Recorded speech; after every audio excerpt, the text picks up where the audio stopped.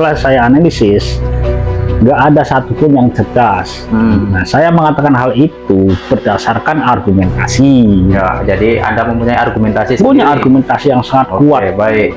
Jadi begini loh, kalau bahas tentang kecerdasan itu, seseorang baru disebut cerdas ketika dia berpikir sehingga bisa membedakan mana benar mana salah. Walaupun dia punya gelar doktor, kalau dia tidak bisa membedakan mana benar mana salah, maka dia bukan orang cerdas. Oke, baik. Orang jahil.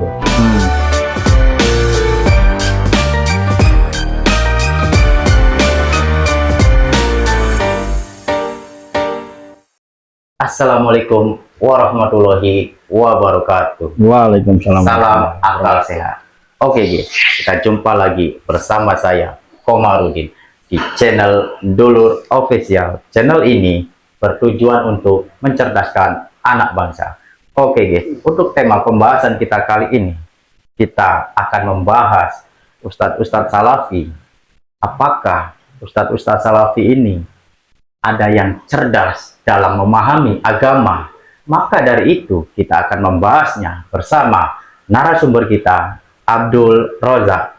Akan tetapi sebelum ke dalam pembahasan, jangan lupa subscribe, like, dan komen agar kami lebih semangat lagi untuk membuat video-video selanjutnya. Oke guys, kita langsung saja ke dalam pembahasannya. Oke, Abdul Rozak, apakah menurut Anda ada Ustadz Salafi atau Wahabi yang cerdas dalam memahami agama? Assalamualaikum warahmatullahi wabarakatuh. Waalaikumsalam warahmatullahi wabarakatuh. Bismillahirrahmanirrahim. Ini membahas kecerdasan nih, sebenarnya ilmu mahal nih sebenarnya. Iya. Soalnya jarang yang bisa menerangkan bab-bab tentang dunia intelektual. Kalau pertanyaannya apakah ada Ustadz Salafi yang cerdas, kalau pertanyaan itu diajukan kepada saya, maka jawabannya nggak ada. Satu pun nggak ada, walaupun punya gelar. Walaupun mereka gelarnya doktor, profesor, atau mereka pernah belajar di mana di Timur Tengah, atau mereka pernah menjadi juru bicara di Kerajaan Arab Saudi atau apa. Jadi semua itu menurut Anda tidak bisa dikatakan bahwa orang itu cerdas. Jadi begini, kalau menurut pendukungnya mungkin cerdas kan, kan pertanyaan itu kan diajukan kepada saya, maka saya menganalisis. Setelah saya analisis, nggak ada satupun yang cerdas. Nah, saya mengatakan hal itu berdasarkan argumentasi. Ya, jadi Anda mempunyai argumentasi Punya sendiri. argumentasi yang sangat kuat. Baik. Jadi begini loh, kalau bahas tentang kecerdasan itu, seseorang baru disebut cerdas ketika dia berpikir sehingga bisa membedakan mana benar mana salah. Itu loh parameter orang cerdas itu. Walaupun dia punya gelar doktor, kalau dia tidak bisa membedakan mana benar mana salah, maka dia bukan orang cerdas. Baik. Orang jahil. Nah, tingkat kecerdasan itu kan ada 4. Banyak orang yang tidak ngerti nih dengan kecerdasan ini. Nanti Ustadz Salafi ini tinggal ditimbang saja pakai 4 ukuran ini. Ya, di derajat mana dia tingkatannya? Di tingkat mana nggak kecerdasan itu? Pertama, sesuatu disebut cerdas ketika punya hafalan yang kuat. Tuh, masuk. Karena apa? Karena hafalan itu masuk dalam kategori kecerdasan. Ingatan Ingat. Kalau misalnya dia hafal Al-Quran misalnya, hafal hadis Nabi, hafal riwayat ini, hafal bahasa Arab, ngerti bahasa Arab. Nah, kalau hafalnya kuat, siapapun dia masuk dalam kategori cerdas. Baik Ustadz Salafi atau anak kecil, masuk semua itu. Itu tingkatan pertama. Tingkatan pertama masuk Ustadz Salafi. Nah, sekarang kita uji lagi ke tingkatan yang nomor 2. Apa tuh?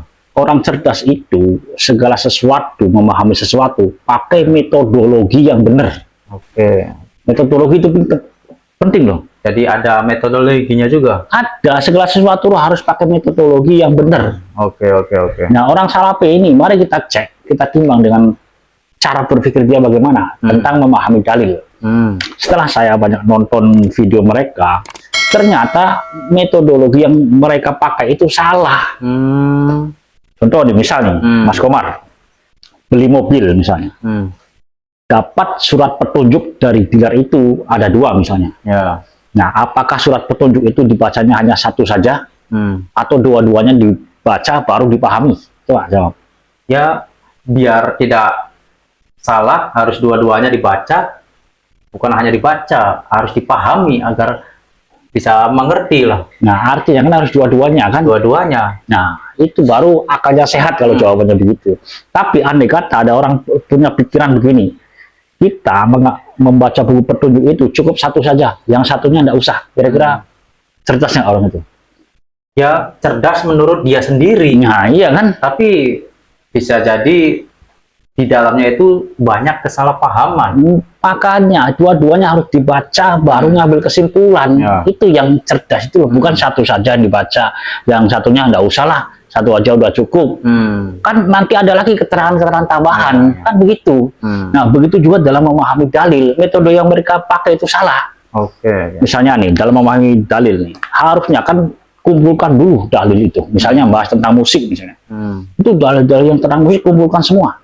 Oke. Nah, setelah dikumpulkan, baru dianalisis.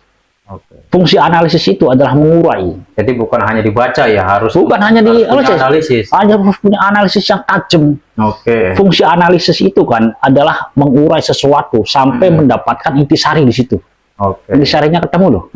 Jadi contoh misalnya, dalil tentang musik misalnya. Kan harusnya dalil-dalil tentang musik itu dikumpulkan semua. Ya. Ada berapa nih? Potong lah. Jangan hanya satu terus ngambil kesimpulan, jangan. Ya, itu secara metodologi cacat gitu. Ya.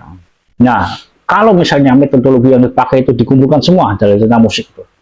Yang ini dianalisis, ini dianalisis, ini dianalisis. Nah, dari tiga ini baru ngambil kesimpulan. Hukum musik itu apa? Itu metode yang dipakai oleh generasi salaf. Oke. Dalil itu semuanya dikumpulkan. Bukan hanya satu terus ngotot. Bukan begitu. Contoh soal musik misalkan mereka kan mengharamkan musik secara mutlak, karena berpegang hanya pada satu dalil. Ada lagi dalil yang membolehkan padahal setelah dicek itu. Bahkan dua dalil loh.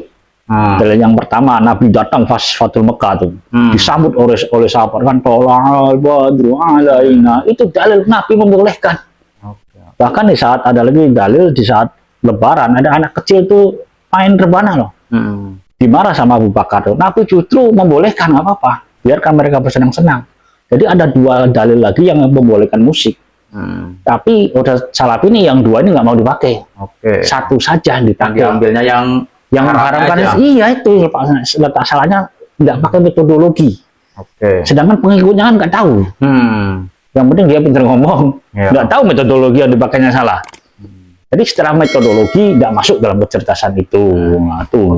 Itu kan tahap kedua. Tahap kedua. Ada lagi tahap ketiga. Pertama hafalan kan, kedua metodologi, yang ketiga. Yang ketiga ini analisis. Analisis ini termasuk tingkat kecerdasannya. Penting sekali ya. Penting. Nggak semua orang punya kemampuan analisis yang tajam. Jadi orang itu tidak cukup hanya membaca, memahami.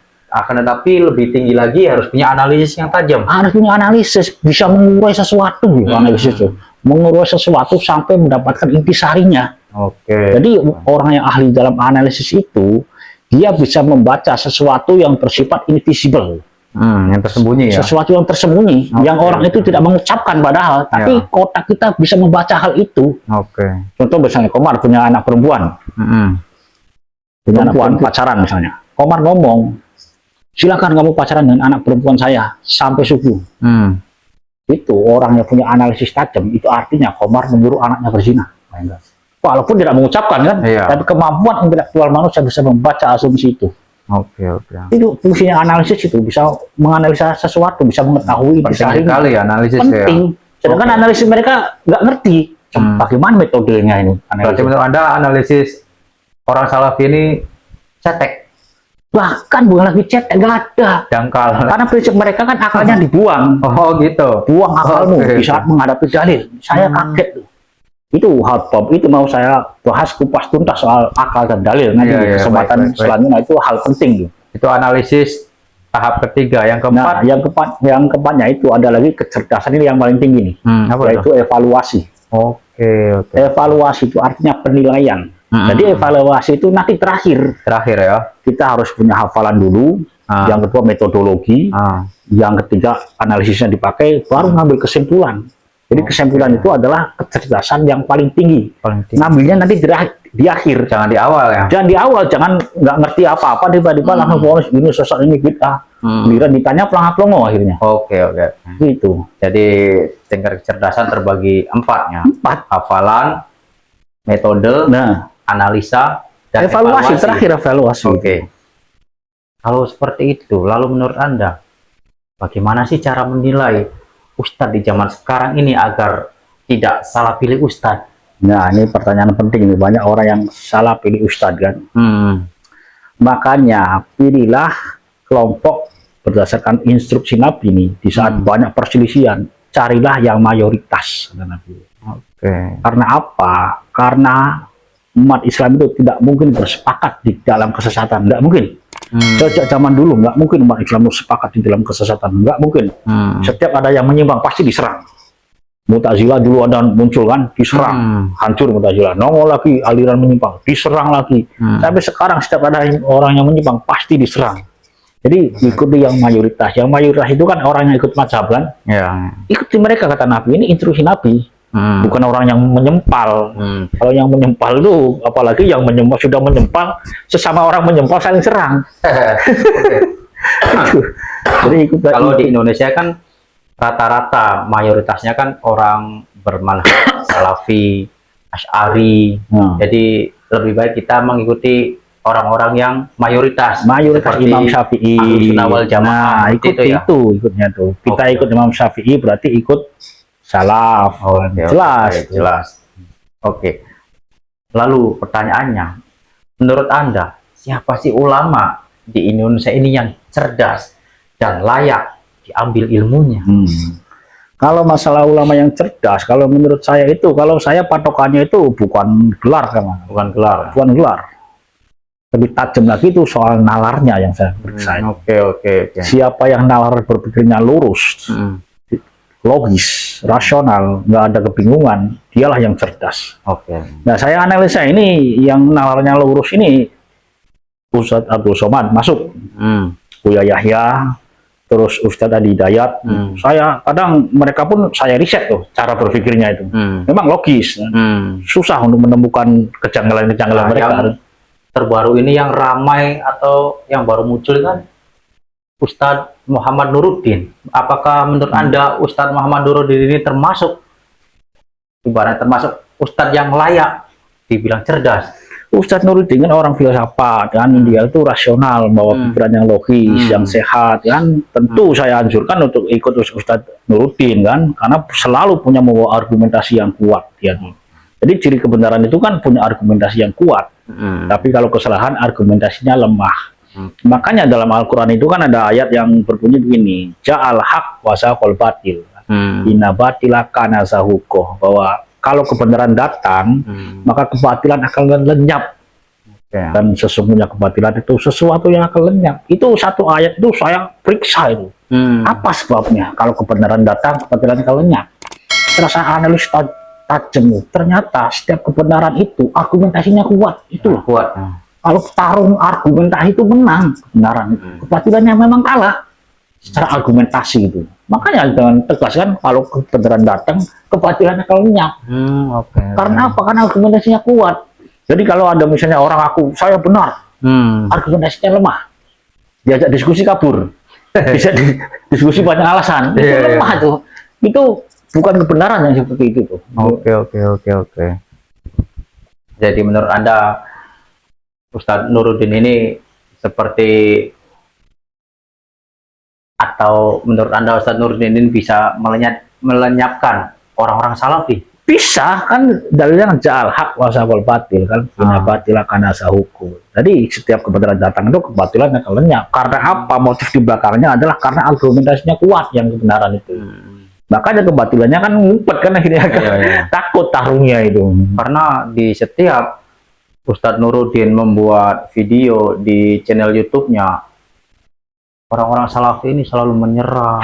Bahkan banyak sekali dari kalangan Salafi ini menyerang. Tapi yang bikin heran, orang Salafi ini menyerang tidak argumentasinya.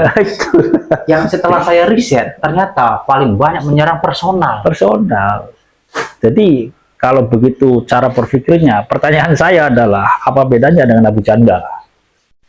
Aku jangan begitu kan, bikin framing lagi, giliran diajak debat, bapak pelur waktu di LC tuh dengan Felix Siu tuh. Bapak pelur, data yang dibawa palsu, argumentasinya lemah, itu karena modalnya framing, sama seperti Wapi nanti. Begitu kalau debat itu, bapak pelur. Tidak ada referensinya. Tidak ada argumentasi yang kuat sama sekali. Oke, terima kasih banyak atas waktu dan pencerahannya mengenai bagaimana cara memilih ustadz di zaman sekarang.